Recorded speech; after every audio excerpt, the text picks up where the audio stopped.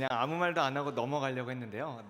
이유가 무엇인지라고 말씀을 해주셔서 오늘 오전에 여러분들의 기도와 관심 덕분에 중고등부 VVIP 친구 초청 예배를 잘 드렸습니다. 그래서 새로운 친구들과 함께 교제하고 또 우리 인간 존재의 가치가 얼마나 아름다운 것인지에 대해서 함께 나누었는데요. 오늘 새로 나온 4명의 친구들 위해서 또 우리 중고등부 함께하는 자녀, 우리 모든 친구들을 위해서 앞으로도 많은 관심 가지고 기도해 주시면 너무나도 감사하겠습니다. 매년 11월 1일 로마 카톨릭에서는요, 이 날을 모든 성인들의 대축일, 줄여서 만성절이라고 부릅니다. 이날은 하나님과 함께 영광을 누린 성인들의 모범을 본받고자 다짐하는 날로서 609년 교황 보니파시오라고 하는 사람이 이 날을 제정하였다고 하는데요. 그 이후 835년부터 지금 2019년에 이르기까지 모든 교회에 보급되어 오늘날도 지켜지고 있는 것이 바로 11월 1일 만성절이라는 날입니다. 이 만성절과 매우 밀접한 연관을 갖고 있는 날이 있는데 그것이 바로 할로윈 대위, 할로윈이라고 할 수 있을 것입니다.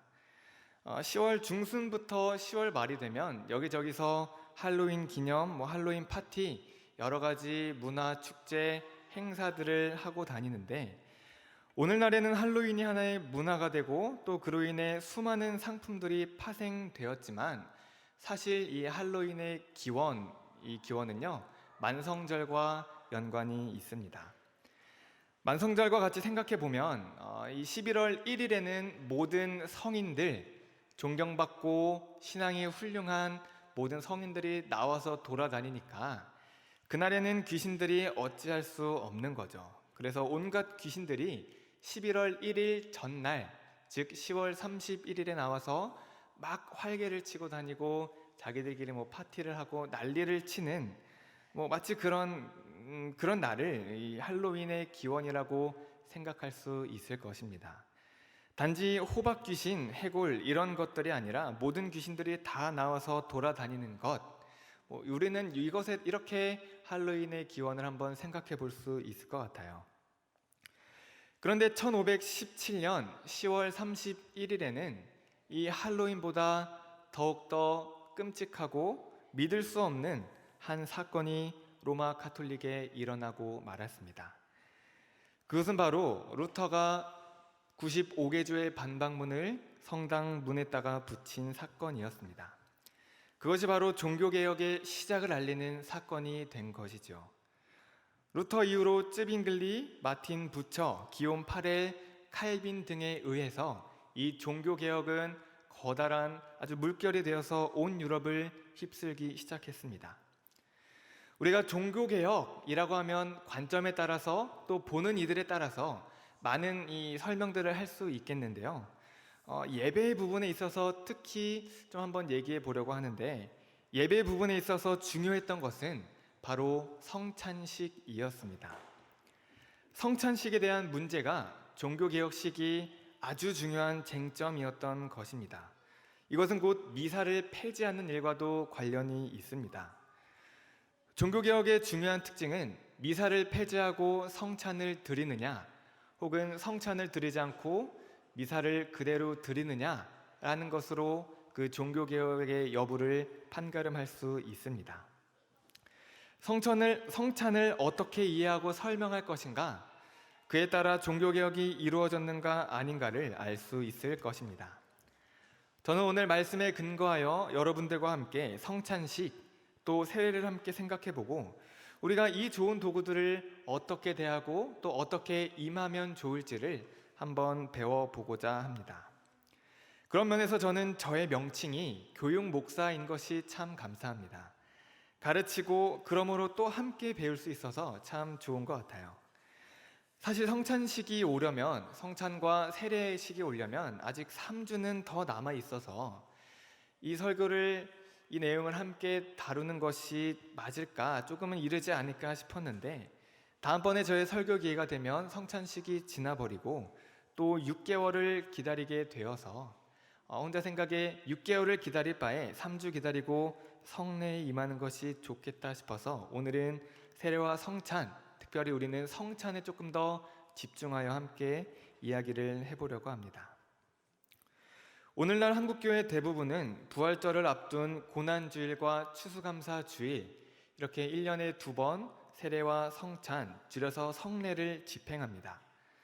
세례와 성찬은 믿음이 연약한 우리를 위하여서 하나님이 특별히 친히 허락하신 가시적인 은혜의 도구들이라고 설명할 수 있습니다. 은혜의 도구라는 말을 풀어서 말씀드리면요, 은혜를 받는 하나의 방편이다 라고 이야기할 수 있을 것 같아요. 저는 유아 세례를 받고 만 14세에 입교를 하여 성찬에 참여하는 자격을 얻었는데, 지금 와서 돌이켜보면 성찬의 내용과 성찬의 순서 이런 것들보다는 그 성찬을 행했던 분위기와 교회 환경, 저의 느낌 등이 많이 기억이 됩니다. 1년에 2번 어른 예배 때 성찬에 참여하기도 했고, 또 한 번은 청년부 수련회에서 모든 공동체 구성원들이 동그랗게 서 있으면 이렇게 돌아가면서 빵을 먹고 또 음료를 나누는 그러한 모습의 성찬식도 경험을 했습니다. 기독교의 진리를 알아가고 신앙의 선배들이 성례를 어떻게 하였는지를 배워가면서 느꼈던 것은, 제가 세례와 성찬의 이유와 근거가 무엇인지를 잘 알지 못했다는 것이었습니다. 유아 세례와 세례, 입교, 성찬, 이것들을 하고는 있는데, 그렇다면 우리는 과연 왜 이러한 일들을 행하고 있는 건가요? 결론적인 이야기이고 또 이번 설교 동안 수도 없이 강조할 내용인데요, 하나님의 은혜에 대한 약속, 이것이 바로 세례와 성찬의 이유이자 세례와 성찬의 근거입니다.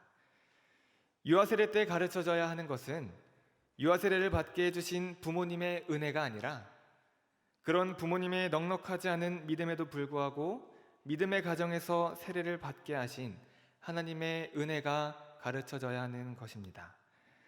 세례가 됐건 성찬이 됐건 또 매주 드리는 이 예배가 됐건지 간에 하나님의 은혜에 대한 약속을 가리는 것이 있다면 우리는 그것들을 조금 없애나가는 시도를 가져야 할 것입니다. 한번 우리의 기억을 더듬어서 우리가 경험했던 그 세례와 성찬을 한번 생각해 보면 좋을 것 같아요. 집도하시는 목사님께서는 어떠한 이야기도 하지 않으시고 단지 성경 말씀만 계속 읽어 주셨습니다. 성례 중에 성경을 읽는 이유는요, 그 어떤 말로 인해 하나님의 은혜에 대한 약속이 가리워질 위험성을 인식했기 때문이었고, 따라서 우리의 신앙의 선배들은, 목사들이 또 그 성례를 집행하는 사람들이 자신의 말을 하지 말고 성경 말씀만 읽어주는 것이 유익하겠다 싶어서 그런 의미에서 성경 말씀을 목사님들이 읽는 것입니다. 성례는 받는 사람들의 체험이 매우 강하기 때문에 이를 할 때에 오해할 가능성이 참 많습니다. 앞서 제가 성례를 이야기하면서 하나님의 은혜가 주어지는 가시적인 방편이다 라고 말씀을 드렸는데요, 가시적, 눈에 보이는 것이다 보니 아무래도 체험적인 성격이 강할 수밖에 없습니다. 그러나 우리는 나의 체험과 느낌보다도 하나님의 은혜에 대한 약속, 이 사실을 아는 것과 믿는 것이 더욱 중요합니다. 성례의 도구는 물과 포도주와 떡입니다. 그러나 하나님의 약속이 없으면 이것은 아무것도 아님을 또한 우리는 인정해야 합니다. 예수님을 통해서 구약에 예표된 모든 말씀들이 이루어졌다라고 하는 확신과 확정이 없다면 세례는 그저 씻는 것에 불과하고 성찬은 그저 먹는 것에 불과하기 때문입니다. 지난주 토요일에 친구의 결혼식을 다녀오면서 저녁 즈음에야 집에 돌아갈 수 있었습니다. 피곤하기도 하고 또 시간이 조금 늦어서 집으로 가려고 하는데, 전철역에서 나오자마자 어떠한 이 정장을 차려입은 남자 청년이 저에게 실례합니다 라고 말을 붙였습니다.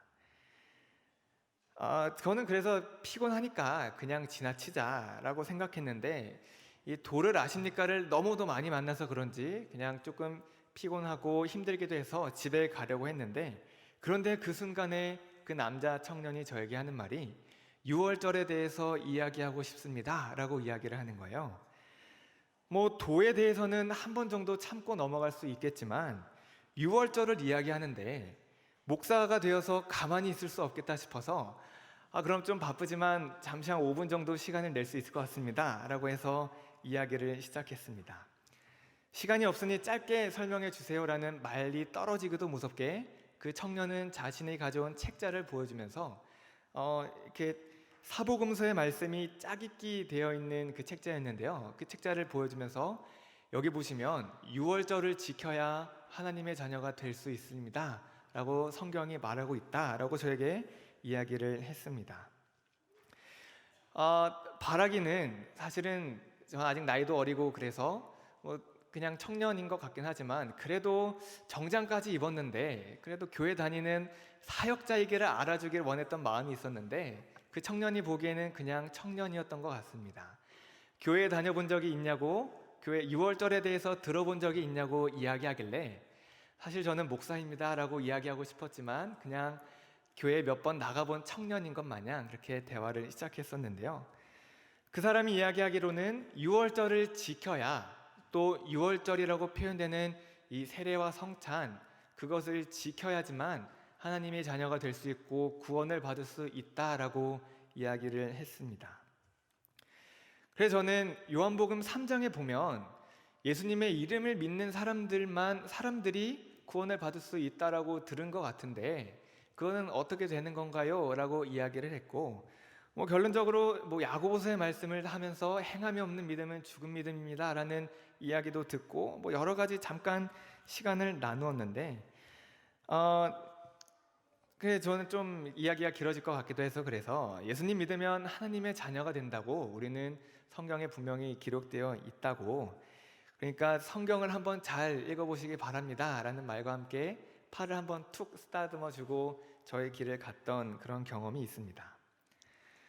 기독교는 유대교가 아니라는 것을 아주 힘주어 말씀드리면서 또 우리는 고린도전서 5장 말씀에 근거하여 더 이상 6월절을 지키지 않는 이유는 바로 우리 주 예수 그리스도께서 6월절의 어린 양, 6월절의 희생양이 되었기 때문임을 우리는 믿습니다. 그 말씀을 통해 우리는 이제 6월절을 지키지 않고 예수님이 가르쳐 주신 방법을 따라 그분을 기념할 뿐입니다. 더 이상 무교병을 먹고 포도주를 방법에 따라 먹지 않아도 된다는 말씀입니다. 한편으로 그러한 점에서 우리는 예수님이 맞추어 주신 것을 존중하기 때문에 꼭 침례를 고수하지도 않습니다. 예수님이 요단강에서 받으셨던 것은 요단 강물에 완전히 잠기는 침례였지만 우리는 목사님이 손을 얹는 세례를 받는 것이지요. 그러한 성례를 대하는 우리의 마음이 예수님께서 우리에게 편하게 주셨네 라는 마음을 가지고 이제 우리 마음대로 해야지 라고 해서는 안 된다는 말입니다. 그것은 분위기 파악을 하지 못하는 사람들이 그러는 것이죠. 예를 들어 제가 우리 중고등부 친구들에게 야 누구야 일로 와봐 요즘 힘들지? 목사님이 친구라고 생각하고 한번 다 이야기해봐 라고 이야기했는데 그 친구가 그래 예능아 라고 얘기하면 그것은 눈치 없는 친구들이 그렇게 하는 것일 것입니다. 하나님이 우리에게 쉽게 맞춰주시고 또 예수님이 다 이루어주시고 편하게 맞춰주신 것을 막 하고 손쉽게 다루어서는 안 될 것입니다.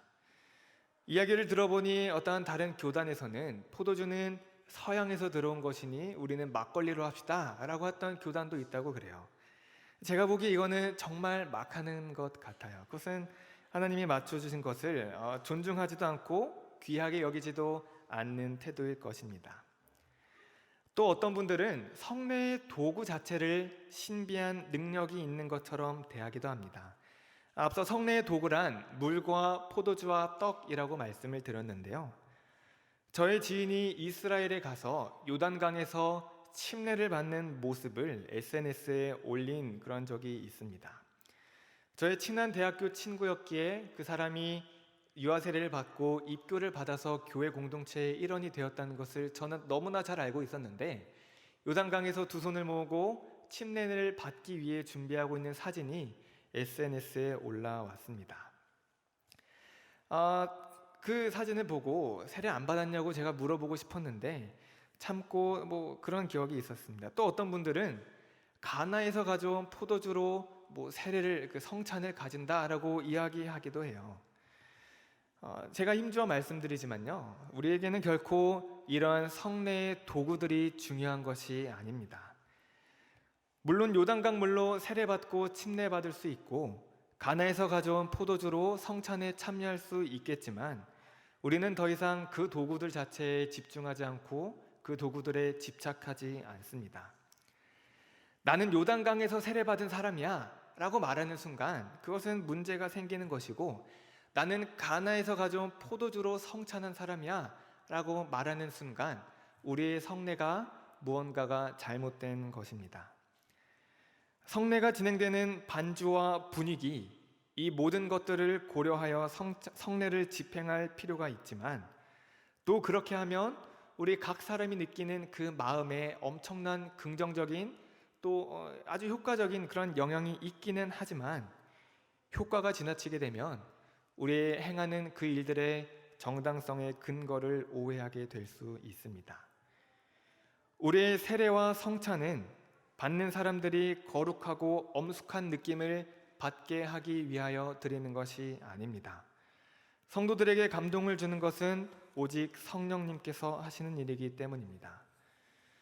말씀드린 대로 성례란 중생되었지만 연약한 심정을 가진 사람들을 위한 가시적인 수단으로서 하나님께서 은혜를 베푸시는 하나의 방편이 된다라고 이야기 드렸습니다. 성찬식을 통해 기억해야 하는 것은 그리스도께서 우리와 함께 하시고 구속의 역사를 잊지 않고 그분이 보여주신 사랑을 기억하며 그분이 베푸신 모든 혜택을 보증하기 원하시는 것, 그것을 바로 기억해야 합니다. 로마 가톨릭은 성찬을 행할 때에 우리가 먹는 그 떡과 포도주가 실제로 예수님의 몸과 피로 변한다라고 주장을 합니다. 그러나 성찬은 그러한 것이 아닙니다.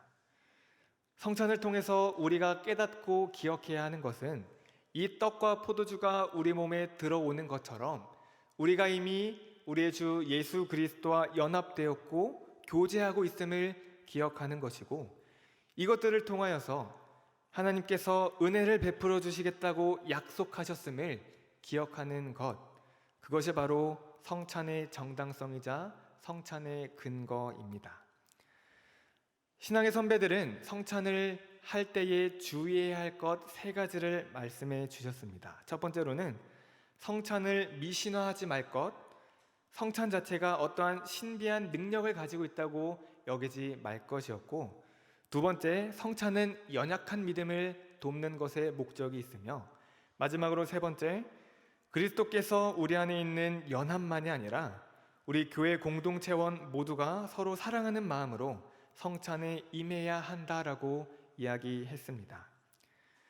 진정한 회개와 성부, 성자, 성령 하나님에 대한 신앙 고백이 없이 성찬에 임하는 것은 그저 먹는 것 외에 어떠한 의미도 남지 않게 될 것입니다. 여러 명의 제자들은 주님께서 주신 주님의 몸인 빵을 먹었고, 가룟 유다는 그저 주님께서 주신 빵을 먹었을 뿐입니다. 우리가 기념하는 것은 하나님의 은혜에 대한 약속, 그 약속을 기념하고 기억하는 것입니다. 방금 말씀드린 그 유의해야 할 것 3가지를 그 종교개혁자 칼빈 선생은 더욱 명료하게 설명을 했습니다. 그는 성찬에 3가지 효과가 있다고 했는데요. 우리의 삶을 돌아보는 것, 그것은 2번째 효과였습니다. 혼자가 아니라 신앙생활은 함께 하는 것, 다시 말해서 성찬을 통해 우리가 하나다라고 느끼는 것, 그것은 성찬의 3번째 효과라고 했습니다. 그렇다면 첫 번째 칼빈 선생이 중요하게 생각했던 성찬의 효과는 무엇일까요? 그것이 바로 오늘 설교의 주제이자 제가 반복적으로 말씀드리는 하나님의 은혜에 대한 약속, 우리를 구원하시고 은혜를 베풀어 주시겠다, 약속하신 그 은혜를 확증하는 것, 그것이 바로 성찬의 첫 번째 목적이라고 이야기했습니다. 이렇게 해서 이 방법대로 나를 기념하면 내가 너에게 은혜를 주겠다는 약속이 있으므로 분명한 명령에 따른 약속이기 때문에 우리는 성찬을 실행하는 것입니다. 오늘은 나한테 기념이 별로 안 됐네. 오늘은 별로 이 느낌이 안 온 것 같아. 이런 느낌으로 성찬이 결코 실패한 것이 아니라는 말씀입니다. 모든 성도들에게 있어서 성찬은 해야 하는 것이지 선택할 일이 아닙니다. 그런 면에서 칼빈 선생은요, 이 성찬이라는 것을 매주마다 하기를 원했습니다. 이렇게 좋은 은혜 받는 방법이 있는데 이것을 왜 하지 않느냐라고 이야기했던 것이죠. 칼빈은 심지어 주일날 예배를 드리는 것도 정할 문제이지만 성례는 명령사항이기 때문에 반드시 행해야 한다라고 이야기를 했었습니다. 당시 칼빈이 있었던 이 스위스에서는 1년에 4번만 성찬을 드렸다고 그런 기록이 남아 있습니다. 그런데 칼빈은 그 1년에 4번만 성찬이 진행되는 것을 보고 이것은 사탄의 계략이다라고 표현할 만큼 그는 성찬이 모든 성도들에게 주는 그 유익과 긍정적인 효과를 매우 잘 알고 있었던 사람입니다. 올바르게 세례식에 임하고 성찬식에 임한다면 하나님의 약속된 은혜는 반드시 주어집니다. 우리가 기념이 안 됐다 그래서 은혜가 안 됐다 말할 수 없고 더 좋은 기념이 있기에 성례를 무시할 수 없습니다. 성찬에 있어서 우리의 생각과 결단, 우리의 느낌과 감정은 나중에 강조되는 것입니다. 성찬에 임할 때 우리가 첫 번째로 기억해야 하는 것은 우리에게 은혜를 주신 예수 그리스도입니다.